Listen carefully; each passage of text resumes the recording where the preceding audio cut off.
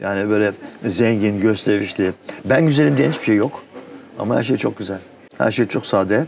Ve hani mesela buraya geldiği zaman insanlar, çocuklar hemen benimsiyorlar. Burada kaç yüzlerce öğrenci geliyor, binlerce. Her yıl buraya 17 bin falan öğrenci geliyor.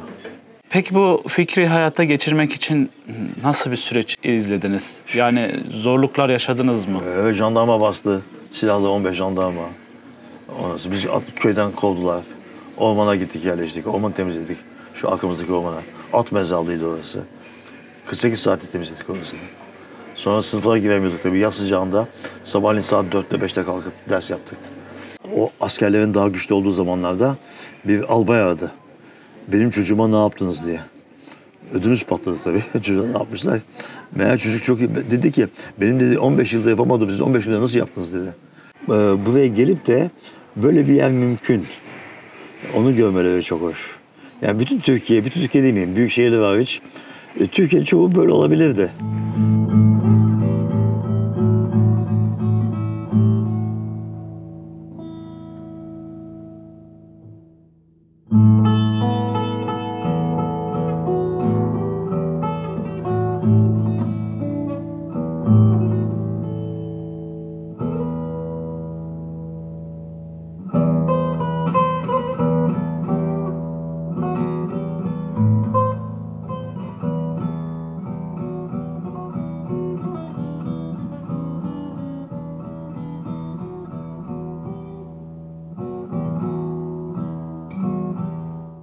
Merhaba dostlar, ben Deniz Sarı, YouTube kanalıma hoş geldiniz.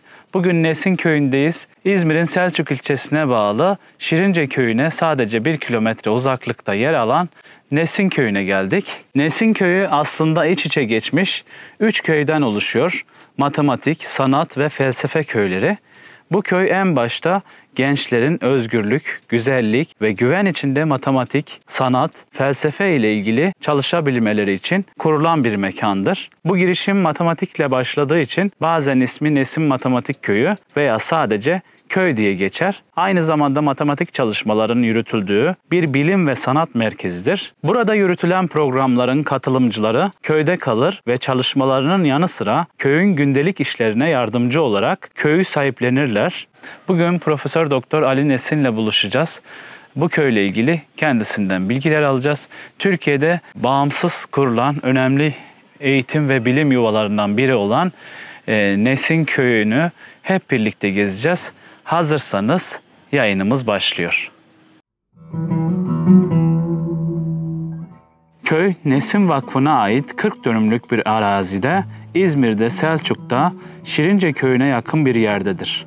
Köye girdiğinizde birçok farklı yapı göreceksiniz. Bunlar arasında matematik, sanat ve felsefe derslerinin verildiği sınıflar, kütüphane, yemekhane, konaklama yerleri, spor salonu, atölyeler, sergi salonları, amfiteyatro, gözlem evi ve bahçeler, aynı zamanda havuzlar ve oyun alanları bulunuyor.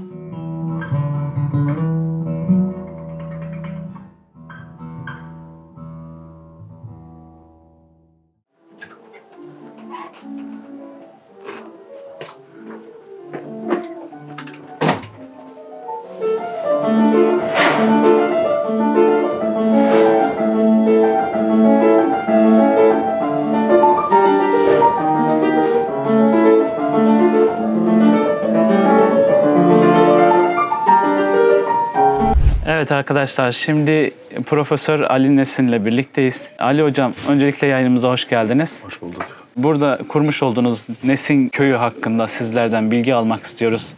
Buranın kuruluş amacı, ilk kuruluş hikayesi nasıldı? Nesin Köyü hakkında bilgi verebilir misiniz? 2007 yılında başladık. Daha önce 10 yıl boyunca kendi öğrencilerime yaz okulu yapmıştım. Türkiye'nin çeşitli yerlerinde, Antalya'da, Bodrum'da, Ege'de, Trakya'da, Karadeniz'de falan. Sonra son 3 yıl bütün Türkiye'ye açtım bu yaz okullarını. Böyle 70-80 kadar öğrenci, 3-4 tane hocayla çok verimli geçti. Anladım ki böyle bir ihtiyaç var. Kendi yerimiz olsun istedim çünkü bunun düzenlemesi çok zordu. Hem yatacak yer, yemek yiyecek yer, ders yapacak yer, çalışacak yer falan zor oluyordu. Bir de pahalıya mal oluyordu bize. Daha ucuz olsun diye böyle bir yer, küçük bir yer kurmak istedim. TÜBİTAK'ta herhalde dedim bize katkı sağlar. Sağlamadılar. Kendimize yaşamak zorunda kaldık. İyi de oldu aslında. Büyüdük. Liselilere de hitap etmeye başladık. Matematik öncelikle tabii. Önce matematik önceliğimiz. Daha sonra felsefe ve sanat köylerini de kurduk. Bu matematik, felsefe ve sanat generalleri falan saymazsak bu mesleklerden insanların heykelleri dikilir. Önemli konular bunlar. Ama pek fazla doğrudan para getirmeyen konular. Biz bu konuları biraz daha gençlere tanıtmak, araştırmaya yönelmek, düşünmeye yönelmek bu amaçla kurduk. İnternette okuduğumuz bilgilerde burası işte babanız Aziz Nesin vasiyet ettiği için böyle bir şey kurduğunuzu yazıyor. Doğru mudur bu? Doğru değil. Şimdi ben Amerika'daydım, hocaydım Amerika'da. Babam tabii kendisinden sonra ne olacak vakıf falan diye düşünüyordu. Ben de ona gelirim diyordum. Yok oğlum senin yerin orası falan diyordu bana. Sonra baktı başka çaresi yok. Yönetim kuruluna aldı beni Amerika'dayken. Ve Türkiye'ye gelmem için bir neden olması gerekirdi yani. O bir enstitü kurulmasını istedi. Ama enstitü dediği şey çok para yer. Bizim Nesin Vakfı'nın o kadar parası yok. Çocuklara bakacak ancak parası var. Sonra işte ben de böyle bir köy kurdum. Sonra aklıma geldi ya babamın öyle bir vasiyeti vardı falan diye. Ama yani vasiyeti yerine gelsin diye değil. Ben istediğim için kurdum köyü. Ama böylece vasiyette bir nevi yerine gelmiş oldu. Peki bu fikri hayata geçirmek için nasıl bir süreç izlediniz? Yani zorluklar yaşadınız mı? Jandarma bastı. Silahlı 15 jandarma. Biz köyden kovdular. Ormana gittik yerleştik. Ormanı temizledik. Şu arkamızdaki ormana. At mezarlığıydı orası. 48 saatte temizledik orasını. Sonra sınıflara giremiyorduk tabii. Yaz sıcağında sabahleyin saat 4'te 5'te kalkıp ders yaptık. Sonra geldiler oradan da kovmak istediler. Canıma tak etti. Girdim köye. Bozdum şeyi o. Nedir ona? Mührü bozdum. Girdim köye. Ondan sonra tekrar geldiler. İşte karakollara gittik. Bilmem neler. Ondan sonra mahkemeler. Sevan Nişanyan'la onu birlikte yaptık. O hapse girdi. Ve sonra kaçtı biliyorsunuz. Ben biraz daha sempatik olduğum için Sevan'dan şansım yaver gitti. Ben hep hiç hapse girmedim. O tiyatro okulunu kurdu burada değil mi? Onu da kurdu. Burası da inşaatında. Yani. Kuruluşunda vardı yani evet. Sevan Nişanyan'da. Peki Nesin Matematik Köyü'nün amacı, vizyonu Türkiye'de ve dünyada matematik, sanat, felsefe alanlarında nasıl bir rol ortaya koymaktadır? Yani Türkiye'de eğitim maalesef çok kötü bir durumda. Sadece ilkokul, lise, ortaokul, lise eğitimi değil. Üniversite eğitimi de öyle. En iyi üniversitelerde bile, adlarını söylemiyorum ama herkes bilir. Sulandırıyorlar çünkü öğrenciler iyi değil. Öğrenciler iyi olmayınca onlar da zorlanmıyor öğrencilere. Bir sınıfın %40'ının, %50'sinin en azından geçmesi lazım diye düşünüyorlar. Ben Bilgi Üniversitesi'nde öyle yapmadım. Bilgi Üniversitesi'nde çok üst düzey bir bölüm kurdum. Yani dünya çapındaydı. Daha üstü olamazdı dünyada yani. Olabilecek en üst seviyede eğitim amaçladım. Ama öğrenciler başaramıyordu tabii. %20'si başarıyordu. Ne yapalım bana izin verdiler. 25 yıl boyunca yaptım ve bayağı bir akademisyen yetiştirdim. Başarılı akademisyen yetiştirdim. Köyde şimdi çok daha büyük ölçekte yapıyoruz bunu. Yani Bilgi Üniversitesi'nde 20 öğrenci alıyordu Bilgi Üniversitesi. 20 burslu öğrenci. Burada kaç yüzlerce öğrenci geliyor, binlerce. Her yıl buraya 17 bin falan öğrenci geliyor. Yani burada yani etkimin çok daha fazla olacağını düşünüyorum. Bu biraz da bu eskiden kurulan köy enstitülerine biraz da benzemiyor mu sizin kurmuş olduğunuz ya da daha gelişmiş hali diyelim? Yani şimdi aklı yolu daha modern bir şey tabii ki. Köy enstitülerinin arkasında bir ideoloji vardı. Bunun arkasında bir ideoloji yok. Evet. Köy enstitüleri devletin de, burası devletin değil, vakfın. Köy enstitülerini devlet kurdu, devlet kapattı. Burasını kimse kapatamaz biz istemedikçe. Peki Nesin Matematik Köyü'nde hangi etkinlikler düzenleniyor? Kimler katılabiliyor etkinliklere? Etkinliklerin katılımcılara sağladığı faydalar. Yani, kısaca böyle. Daha çok gençlere tabii hitap ediyoruz. Ama programına göre değişiyor. Bu lise, en az lise, yani ortaokul bitirmiş olması lazım. Lise ve üniversite öğrencilerine ve doktor öğrencilerine, yüksek lisans falan o skalada bayağı yoğunuz. Ama bunun dışında bazen büyüklere de program yapıyoruz.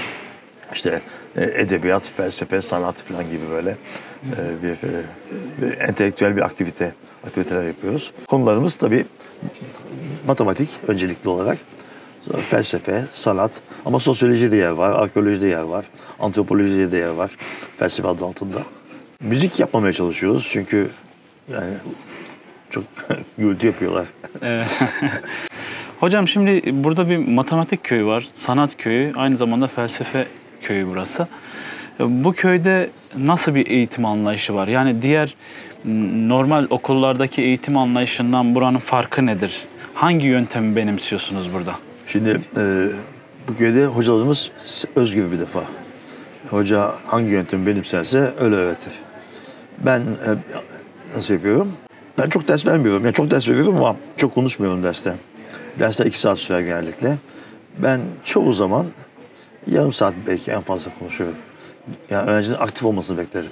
Onların keşfetmesini beklerim. Yani girerim sınıfa, bir soru sorarım. Soruyu anlatırım bir 15 dakika. Bırakırım onları. Onlar gelir bana sorarlarsa cevap veririm. Sonra ders bitiminde 15 dakikada açıklarım soruyu. Yani çoğunlukla yapamazlar. Zaten yapsınlar diye vermiyorum soruyu. Yapamasınlar diye veriyorum. Yani uğraşsınlar, yapamasınlar ki boyları uzasın. Bazen de arada eğer soru çok zorsa bazen bir saat sonra falan bir ipucu ya da bir yaklaşım falan bir şey gösteririm. Evet. Ama genellikle öğrenci kendi başına anlar. Peki Nesin Matematik Köyü'nün gelir kaynakları nelerdir hocam? Evet, Köyün evet. işleyişinde gönüllülük ve imece kültürü nasıl işlemektedir? Öğrencilerden alıyoruz, öğrencilere veriyoruz. Burs veriyoruz tabii ki, maddi imkanları olmayanlara. Üniversiteler genellikle ödemiyorlar. Küçüklerden alıp büyüklere veriyoruz diyebiliriz yani. Evet. Liselilerin anneleri, babaları eğitimleri için para vermeye razılar.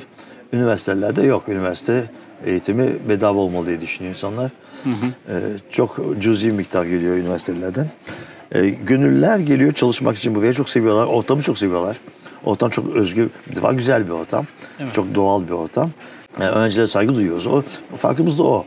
Yani biz öğrenciye işte bu gençtir, küçüktür, geri kalmış ülkenin çocuğudur falan diye küçümseyip de sulandırarak bir şey yapmıyoruz.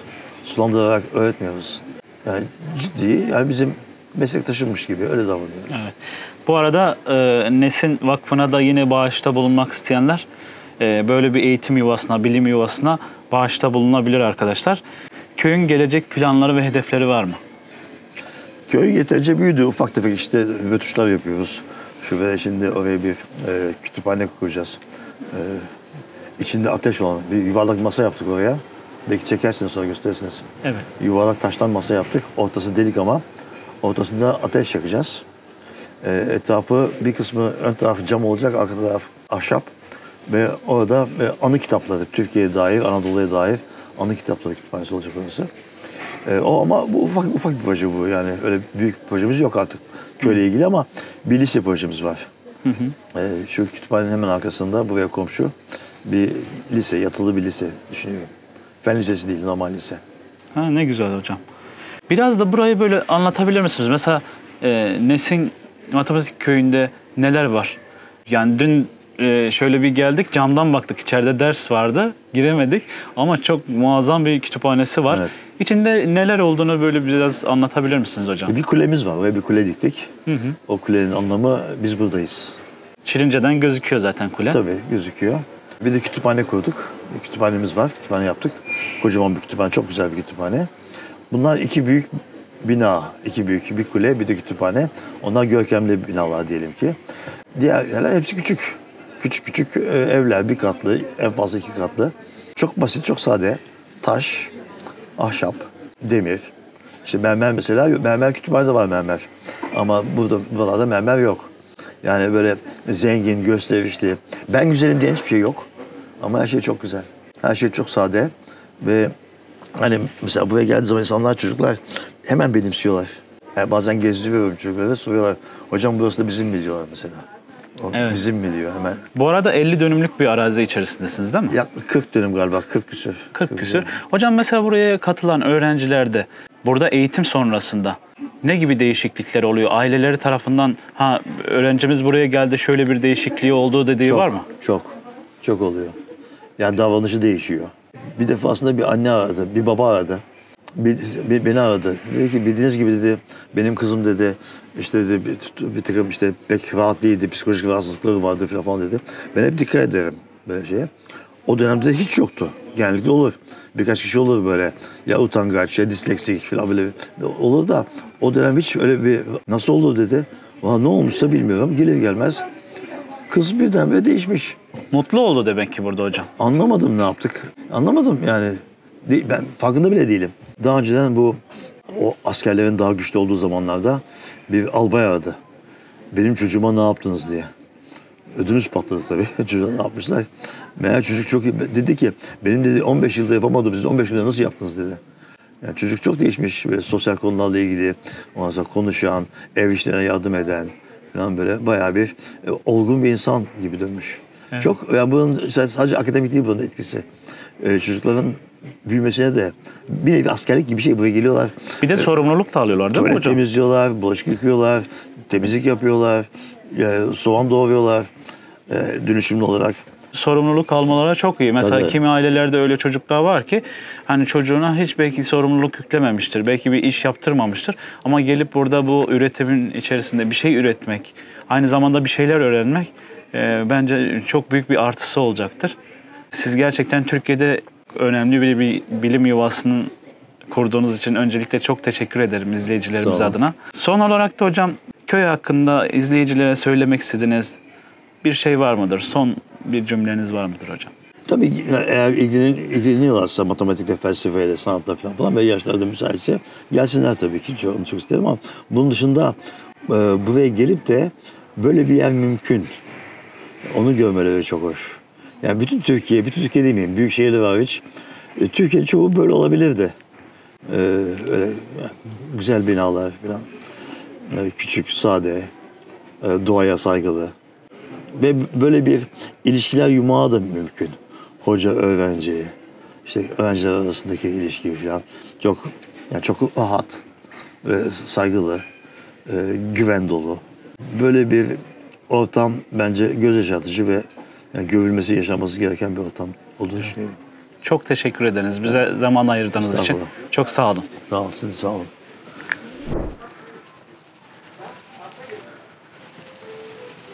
Bakın köyün kendine ait bir muhtarlığı var. Her evinde ayrı bir ismi var. Mesela bu şömineli ev. Dışarıda yemek yiyebilecekleri masalar var.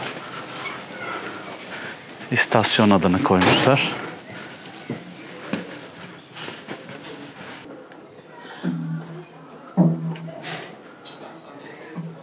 Evet arkadaşlar, burası da lokanta kısmı.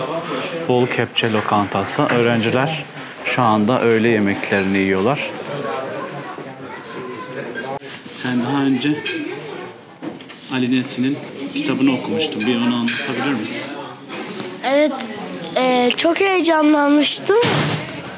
Yani buraya gelince iyice heyecanlanmaya başladım. Okuduğun kitabın ismi neydi? Matematik canavarı. Evet. Sevinçli misin? Nasıl buldun ortamı? Güzel. Güzel buldum. Ali Hoca'yla da tanışmış oldun. Evet. Hadi bakalım. Burası da teras kısmı. Öğrencilerin yemek yediği, çay kahve içtiği mekan. Şöyle bir doğaya bakıyor. Aşağıda havuz kısmı var. Bakın.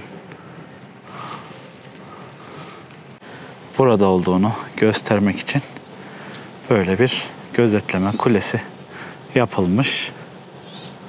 Evet, kütüphane. Kütüphanenin girişindeyim şu anda arkadaşlar. Kütüphanenin ismi de kurucularından biri olan Sevan Nişanyan'ın ismi vurulmuş. Evet arkadaşlar, şu anda öğrencilerin ders gördüğü yer. Şu an teneffüsteler. Bakın buradaki temizliği öğrenciler yapıyor. İMC usulüyle işlerini yapıyorlar. Herhangi bir temizlikçi yok.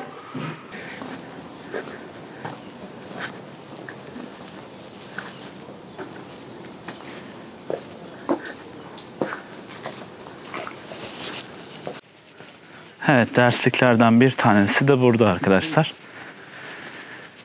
Cahit Arf dersliği.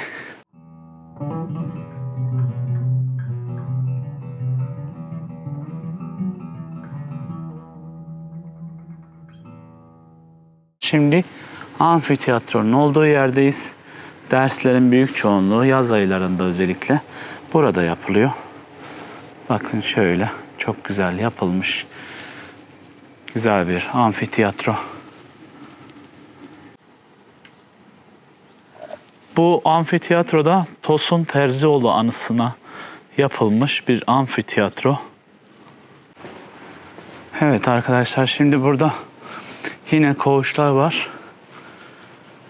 Çeşitli isimleri var bazıların. Aynı zamanda ileride bir gözlem evi var.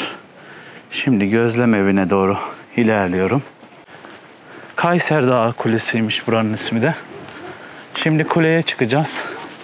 Öncelikle dışarıdan sizlere şöyle göstereyim. Bakın. Köyü şimdi daha iyi görebilmek için kuleye çıkacağız.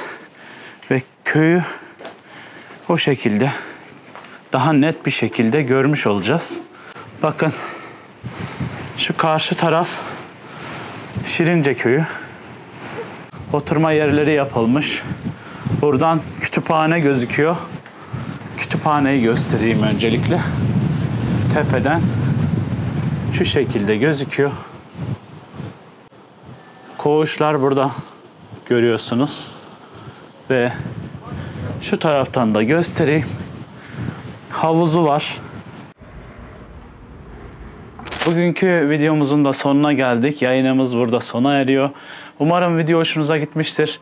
Bu tarz içeriklerin daha fazla gelmesi için videomuzu sevdiklerinizle sosyal medya hesaplarınızdan paylaşırsanız çok seviniriz. Bir sonraki köy gezisinde görüşmek üzere. Hoşça kalın, sağlıcakla kalın.